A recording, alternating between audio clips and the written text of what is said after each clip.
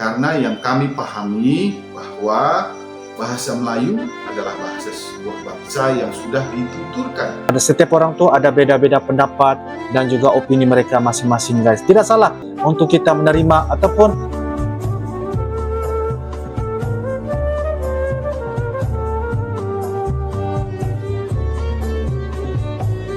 Halo guys, Assalamualaikum warahmatullahi wabarakatuh. Salam sejahtera, welcome back to my YouTube channel guys. Oke guys, pada hari ini kita akan teruskan membuat satu bakalan video reaction. Dan di dalam masa saya melihat dalam YouTube, saya terjumpa satu video yang membuatkan Uncle penasaran dan melihat dan juga tertanya-tanya apakah mengenai cerita yang dibicarakan guys, yaitu berkenaan tentang bahasa Indonesia guys.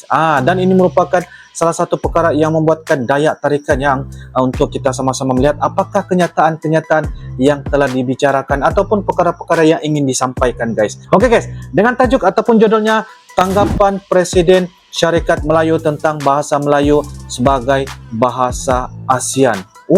Presiden Syarikat Melayu guys tentang bahasa Melayu sebagai bahasa ASEAN. Oke, dan ini merupakan daripada channel Syarikat Melayu Indonesia guys. Kita jangan basa-basi, tapi sebelum kita teruskan jangan lupa guys like, comment, share dan juga subscribe channel Syarikat Melayu Indonesia guys.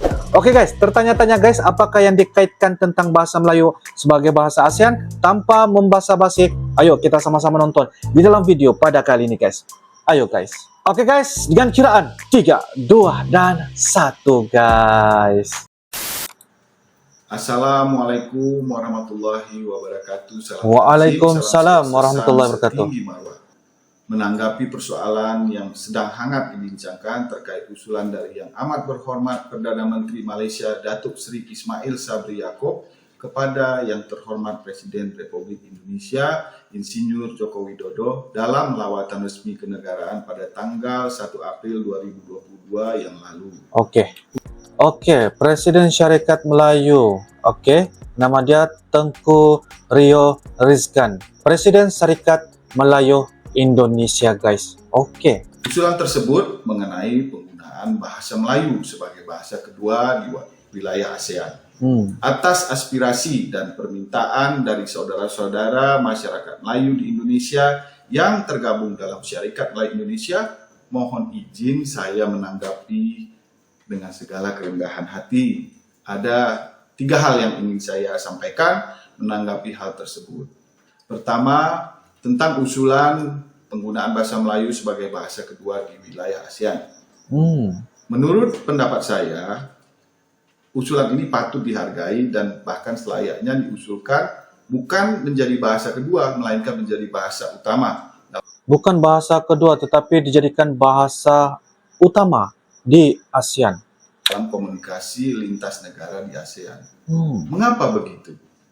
Karena jika masyarakat wilayah ASEAN ini bertemu seperti dari Brunei, Malaysia, Singapura, Thailand bagian selatan, masyarakat Champa di Vietnam dan Kamboja sekitarnya, bisa dipastikan tidak diperlukan hadirnya seorang penerjemah atau translator untuk berkomunikasi karena mereka umumnya memahami bahasa Melayu. Umumnya mereka boleh berbahasa Melayu guys ya, sebab dia telah menyebut ya negara-negara yang ada orang kata boleh berbahasa Melayu di Brunei, Singapura, di Thailand Selatan, di Vietnam, dan itu adalah menurut apa yang dia katakan tidak perlu ada satu penterjemah ataupun translator sebab umumnya mereka sudah pandai ataupun boleh memahami dalam bahasa Melayu guys. Itu pendapatnya daripada Presiden Syarikat Melayu guys. Meskipun ada beberapa kata atau istilah yang mungkin kurang dimengerti, akan tetapi jika disimak dalam suatu konteks pembicaraan, pasti akan mudah dipahami. Kesimpulan saya, yang saya sampaikan ini berdasarkan kepada pengalaman pribadi saya sendiri ketika berkunjung ke negara-negara tersebut. Kedua, terkait keberatan atau penolakan dari yang terhormat Menteri Pendidikan, Kebudayaan, Riset dan Teknologi Republik Indonesia Nadiem Makarim tentang usulan penggunaan bahasa Melayu tersebut juga patut kita maklumi karena beliau adalah Menteri Negara Republik Indonesia yang merepresentasikan negara kita, di mana negara kita ini terdiri dari berbagai macam suku dengan keunikan dan keluhuran bahasanya masing-masing. Iya. Dalam konteks ini, kita harus memahami upaya beliau untuk menjaga keutuhan kita dalam bingkai pemahaman Bhinneka Tunggal Ika.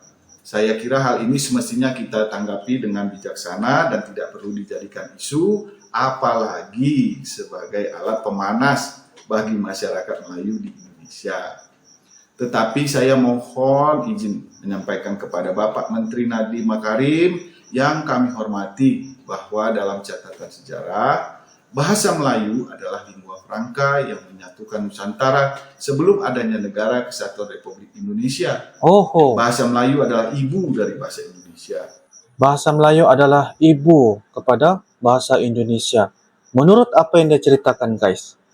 Bahasa Melayu adalah asal-usul bahasa Indonesia. Sebagaimana hal ini juga disampaikan oleh Kepala Badan Pengembangan dan Pembinaan Bahasa Kemendikbudristek RI, Bapak Profesor Endang Aminuddin Aziz MA PhD, dalam sebuah perbincangan dengan Adinda Flori Aurentia Hendrian sebagai pewara yang dipublikasikan melalui akun YouTube resmi Badan Pengembangan dan Pembinaan Bahasa pada tanggal 6 April 2022 yang lalu. Dalam kolom deskripsi YouTube ini, saya sertakan link konten tersebut sehingga kita bisa simak bersama-sama. Oke guys, apa yang dia katakan tadi, maksudnya dia akan letakkan link description. Nanti Uncle juga akan letakkan link description supaya kita dapat sama-sama melihat bagaimana penerangan dan juga penjelasan ya berdasarkan apa yang Presiden Syarikat Melayu Indonesia ini ceritakan, guys. Oke guys, so kita lanjut perbincangan tersebut. Siap. Nah, di dalam wawancara tersebut juga dijelaskan bahwa bahasa Melayu kini berkembang menjadi bahasa daerah. Berkembang Dalam bahasa daerah. Ini saya memang sedikit bingung sebagai orang awam yang belum memiliki tingkat akademik yang tinggi. Karena yang kami pahami bahwa bahasa Melayu adalah bahasa sebuah bangsa yang sudah dituturkan antar negara, bukan lagi antar provinsi sejak berabad-abad yang lalu. Bahasa Melayu adalah bahasa dari peradaban yang sudah tinggi. Oleh karena itu, mungkin lebih tepatnya dinyatakan bahwa bahasa Melayu bukan berkembang, tetapi malah menyempit menjadi hanya salah satu dari bahasa daerah di Indonesia. Tentunya ini lebih tepat jika dipaparkan oleh para pakar, para peneliti, dan praktisi akademisi dalam bidang sejarah dan bahasa, khususnya yang mengkaji tentang sejarah dan bahasa Melayu di Indonesia.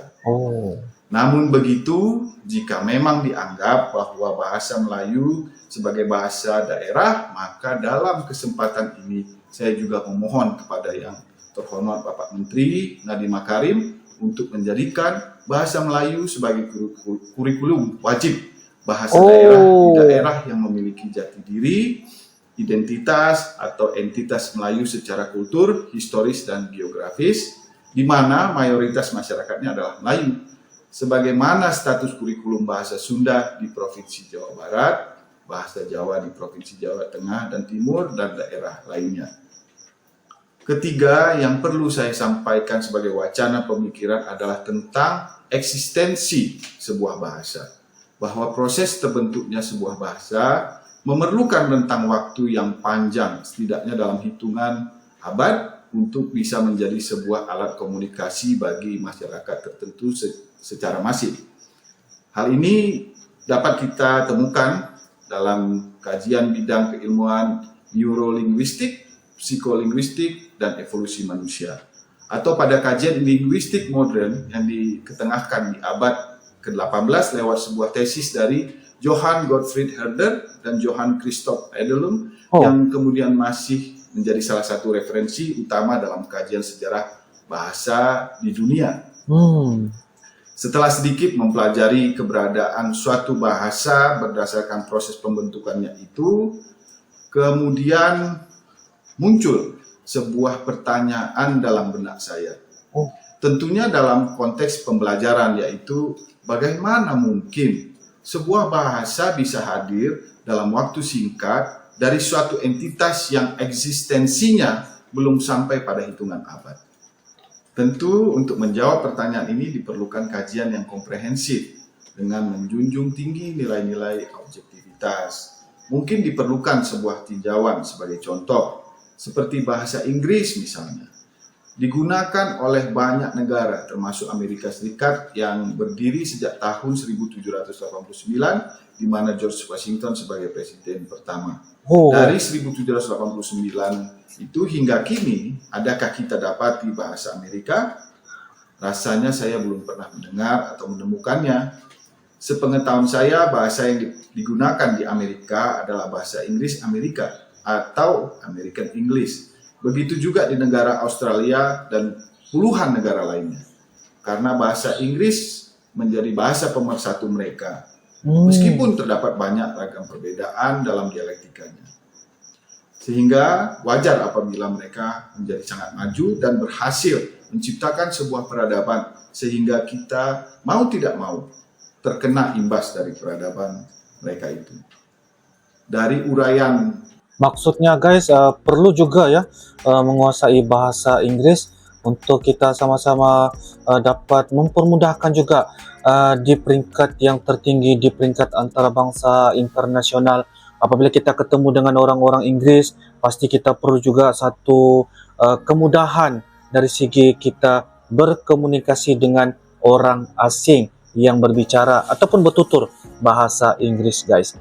Oke, betul apa yang dikatakan juga. Salah satu pendapat yang bagi Angkal, ia membuka satu kesadaran minda untuk kita sama-sama melihat bagaimana bahasa Inggris ini, yaitu negara-negara lain yang menggunakan bahasa utama Inggris sebagai salah satu pemersatu di negara-negara yang menggunakan pakai bahasa Inggris, guys.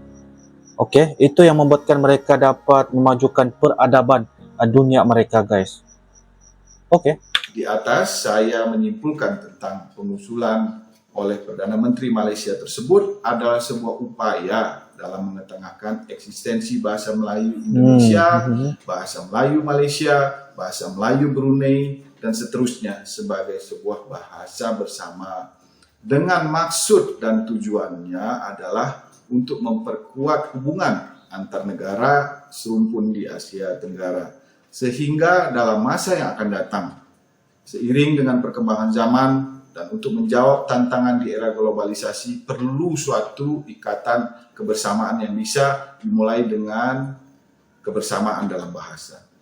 Persoalan setuju atau tidak setuju tentunya kita serahkan kepada kesepahaman bersama di antara para pemimpin di masing-masing negara melalui sebuah proses musyawarah yang telah terbina melalui organisasi ASEAN. Kepada para pelestari, pemerhati, penggiat, pengkaji, dan terutama pemilik kebudayaan Melayu termasuk bahasanya yang berada di Indonesia, untuk bersama-sama menanggapi persoalan ini dengan bijaksana.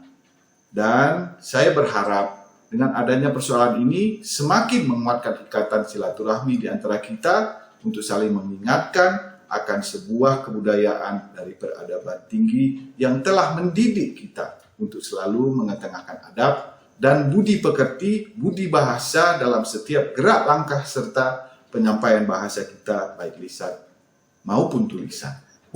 Perlu juga saya sampaikan sebagai pengetahuan bersama bahwa negara kita sedang mencanangkan gerakan menuju Indonesia unggul, Indonesia mulia. Maka kita sebagai warga negara harus dan wajib untuk mendukung dengan menebarkan kemuliaan dari kebudayaan dan bahasa yang kita miliki sebagai bagian dari khasanah Negara Kesatuan Republik Indonesia. Demikian yang bisa saya sampaikan. Mohon maaf jika ada penyampaian yang tidak berkenan. Wabillahi taufiq wal hidayah. Wassalamualaikum warahmatullahi wabarakatuh. Waalaikumsalam warahmatullahi wabarakatuh. Wah. Oke guys, demikianlah sebentar tadi video daripada channel Syarikat Melayu Indonesia, yaitu tanggapan Presiden Syarikat Melayu tentang bahasa Melayu sebagai bahasa ASEAN, guys, yaitu yang telah pun diusul dari daripada Tengku Rio Rizkan, Presiden Syarikat Melayu Indonesia. So guys, apapun apa yang kita dapat lihat ataupun apa yang kita dengar ataupun apa yang kita memberikan satu tanggapan bahawa bagi saya Presiden Syarikat Melayu ini saya menganggapi bahawa dia coba untuk meredakan situasi keadaan yang tengah tegang, yang tengah cerita-cerita topik yang viral, yang orang bilang tentang bahasa Melayu dan juga bahasa Melayu Malaysia dan juga bahasa Indonesia, yaitu di mana kita melihat usulan daripada pemimpin kerajaan yaitu Perdana Menteri Malaysia ya mengatakan untuk mengusulkan bahawa bahasa Melayu ini dapat dijadikan sebagai bahasa ASEAN secara rasminya. Jadi apa yang kita dapat melihat bahawa apa yang dikatakan tadi itu sedikit sebanyak memberikan kita rasa kesedaran jugalah bahawa bahasa Melayu ini kalau kita nampak keseluruhan di ASEAN sebagai salah satu negara serumpun seperti di Brunei, di Singapura,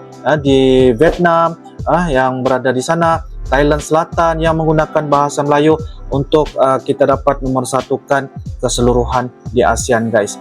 Jadi bagi saya itu tidak ada masalah guys ya, sebab ini adalah satu pendapat ataupun menyuarakan ya rasa isi hati berdasarkan pendapat masing-masing. Kita ada kebebasan untuk orang kata melontarkan idea, melontarkan pendapat, sama ada perdebatan itu baik ataupun tidak, itu terserah kepada mereka yang mendengar dan juga menerima ataupun melihat pendapat dari orang lain. Jadi guys, apapun Uncle di sini sebagai salah satu yang mendengar, salah satu yang mereaksikan video sebagai pemerhati, merasakan bahwa ini adalah satu benda ilmu yang harus kita belajar. Ada benda yang kita boleh pelajari guys. Dan kita tidak nafikan memang bahasa Indonesia adalah merupakan bahasa yang banyak ya dipelajari di negara-negara luar. Sebanyak 47 buah negara yang mempelajari bahasa Indonesia. Bahkan bukan setakat 47, bahkan keseluruhan ya di dunia ini ya ramai orang-orang asing